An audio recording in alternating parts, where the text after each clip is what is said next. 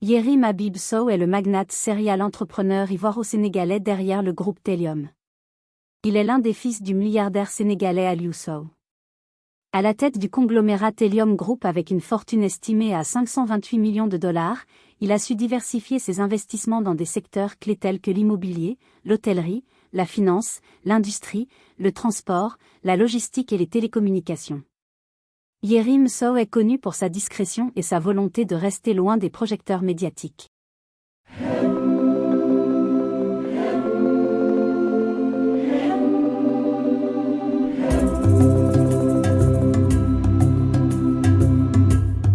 Bienvenue sur Business 226, la chaîne qui fait la promotion des business et les success stories en Afrique.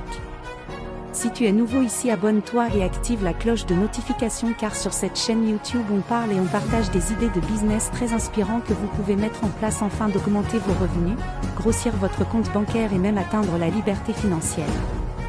Dans cette vidéo nous allons à la découverte du milliardaire Yérim Habib Sow.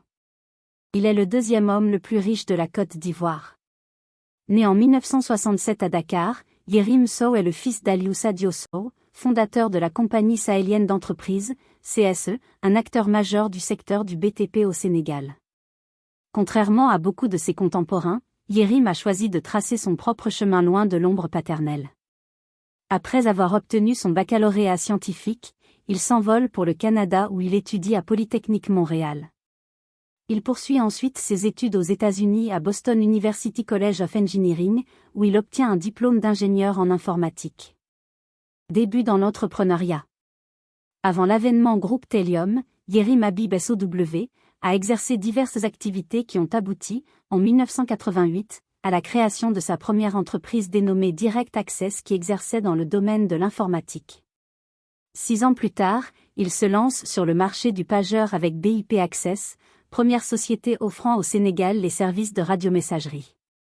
Avec le succès de cette activité, le service est étendu à la Côte d'Ivoire faisant de la société Access Télécom le premier opérateur en Afrique francophone.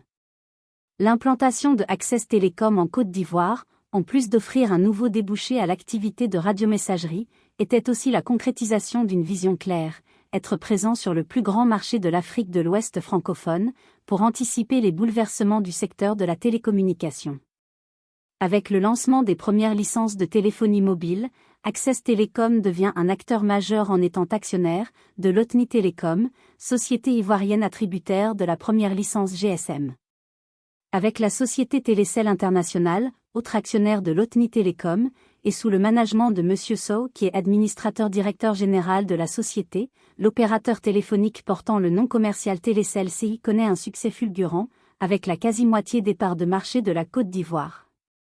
S'appuyant sur ce succès, il développe l'idée de se lancer dans le marché télécom à la faveur d'une tendance d'évolution forte du secteur sur la fin du XXe siècle. C'est ainsi qu'il prend des participations au sein de l'opérateur de téléphonie mobile détenteur de la première licence en Côte d'Ivoire dénommée Lotni Télécom en partenariat avec l'opérateur Télécel International. Cet opérateur connaît un succès immense et quelques années après sa création, possède la quasi-moitié des parts de marché en Côte d'Ivoire avec plus de 800 000 abonnés. Fidèle à cette foi en la technologie, il crée également en 2001 la société PCCI, première société de téléservices en Afrique noire francophone. Ses activités principales sont l'acquisition de clients en télévente, du service client et la gestion de contacts multicanal. Les débuts du groupe en 2005, expansion de l'ADN technologie et entrée dans le secteur immobilier. En 2001, Yérim Habib Sow crée le groupe Telium avec comme principal investissement au sein de l'opérateur Télécel mais avec une vision orientée vers une contribution clé dans l'avenir économique de l'Afrique de l'Ouest à travers d'avoir une empreinte d'investissement sur plusieurs pays. Dans cette lancée, le jeune groupe développe de fortes ambitions matérialisées très rapidement par un partenariat avec le groupe ivoirien Atlantique, actif dans les services financiers et télécoms, en vue du rachat en 2004 des parts de l'actionnaire majoritaire de Télécel Côte d'Ivoire. Cette opération est suivie très rapidement en 2005 par la cession de 51% du capital à l'opérateur sud-africain MTN du capital de la compagnie ivoirienne. Cette même année marque également la volonté d'extension empreinte de la présence dans ce secteur à travers l'obtention d'une licence de téléphonie mobile au Cap-Vert où se crée la société TPLU et à la prise de participation majoritaire dans le capital de la société Intercell Guinée. Dans cette même année, ayant perçu les opportunités dans le secteur immobilier, le groupe rajoute à son portefeuille d'activités la promotion immobilière à travers la construction d'immeubles résidentiels et tertiaires au Sénégal, Trilenium, Rivonia, Atrium, et en Côte d'Ivoire, Immeuble Telium. La vision dans ce secteur demeurait de fournir des produits immobiliers haut de gamme au sein de zones périphériques au centre-ville avec une grande qualité et une signature unique en termes de design aux couleurs de l'Afrique. Fin première décennie des années 2000, développement du portefeuille de métiers. À travers ses réalisations majeures et iconiques, le groupe Telium avait fini de convaincre le secteur de sa capacité à jouer un rôle prépondérant dans l'avènement d'une nouvelle expertise, Made in Africa, dans la mise en place d'infrastructures immobilières répondant aux besoins des segments corporate et individuels classe moyenne et aisée. Ce nouvel intérêt pour l'immobilier n'empêche cependant pas le groupe dans sa volonté de diversification. En 2006, le groupe prend une participation au sein de African Financial Holding, devenue par la suite BOA Group et lance dans la foulée la banque Bridge Bank. Le groupe entreprend également une percée dans le secteur de l'agro-industrie à travers la création de la compagnie ivoirienne Continental Beverage Company pour se spécialiser dans la production et le conditionnement d'eau minérale et de jus de fruits. À la fin de la première décennie des années 2000 et après de nombreux succès, le groupe décide de se lancer dans le secteur de l'hôtellerie et du retail, percevant alors l'émergence progressive de la classe moyenne et la nécessité d'avoir des hôtels et des centres commerciaux faits par les Africains et pour les Africains. Ceci se matérialisera en 2009 par la construction et la mise en opération de l'hôtel 5 étoiles Radisson BLU Dakar et du centre commercial SEA Plaza Dakar, uniques par leur positionnement en bord de mer et par la qualité et l'audace de leur design. En 2013, faisant suite spécifiquement du succès immédiat du Radisson BLU Dakar devenant rapidement l'hôtel de référence de Dakar avec une reconnaissance internationale, le groupe décide d'investir plus fortement dans le secteur en créant le groupe Inaugure Hospitality et la société de gestion hôtelière Mangali. Cette décision accélère le développement de 3 gammes d'hôtels, 3, 4 et 5 stars, orientés qualité, confort, aux couleurs de l'Afrique et au design iconique. Cette aventure aboutira à l'émergence à ce jour de 6 hôtels opérant en Côte d'Ivoire, au Sénégal, en Guinée et au Niger et à la mise en route de plusieurs autres projets similaires en Afrique de l'Ouest et centrale. 2013 marquera également le changement de nom du groupe de Telium à Telium avec un logo iconique mettant en exergue par ses couleurs et sa forme un groupe résolument tourné vers la consolidation de son expertise, l'ouverture vers les secteurs périphériques à son ADN immobilier et un ancrage profond de son développement autour de ses hommes. 2014 le tournant stratégique, développement du centre urbain de la nouvelle ville de Diamniadio.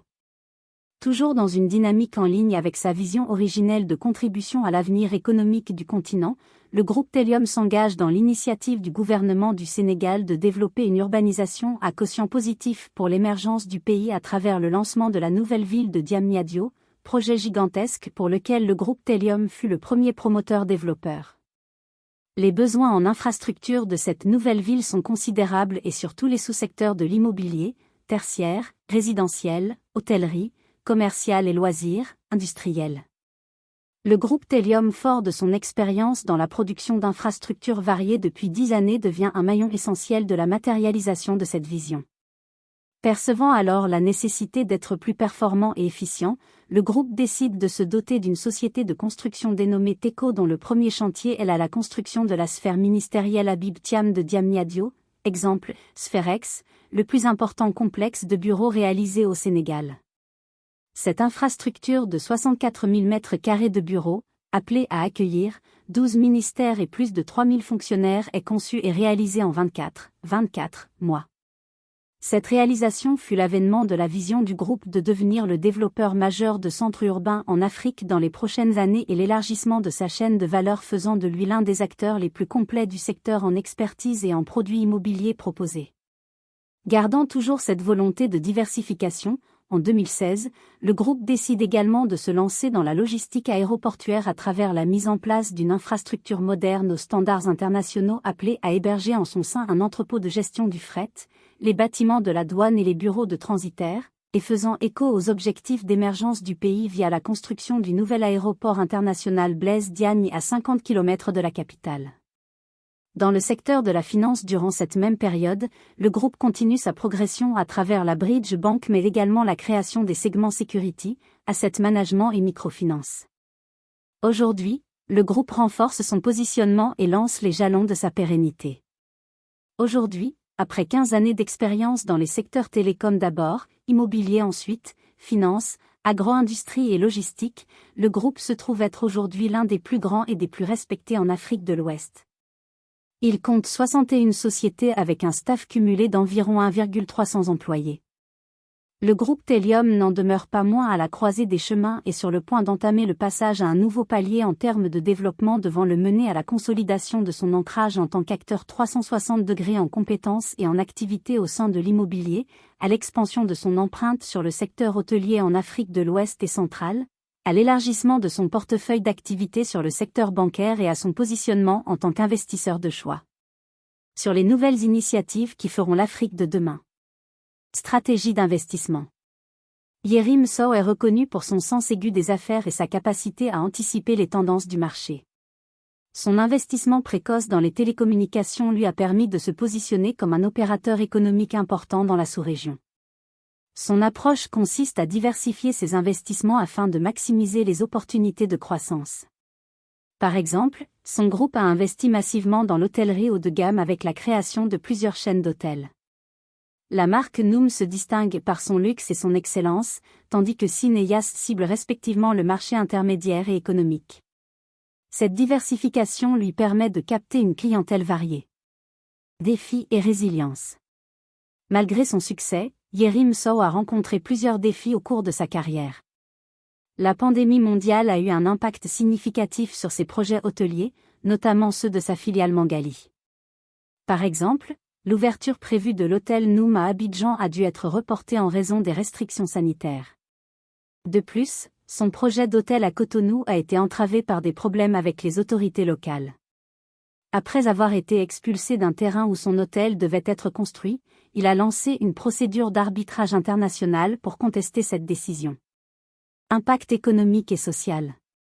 L'ascension de Yerim Sow ne se limite pas à sa fortune personnelle, elle a également un impact significatif sur l'économie régionale. À travers ses investissements, il a créé des milliers d'emplois et stimulé le développement économique dans plusieurs pays africains. Le groupe Telium et le groupe CSE ont uni leurs efforts dans la création d'une fondation humanitaire commune, reconnue d'utilité publique par l'État du Sénégal. Sa mission est de contribuer à l'amélioration des conditions de vie de la population et élargir les perspectives d'éducation des enfants. Reconnaissance.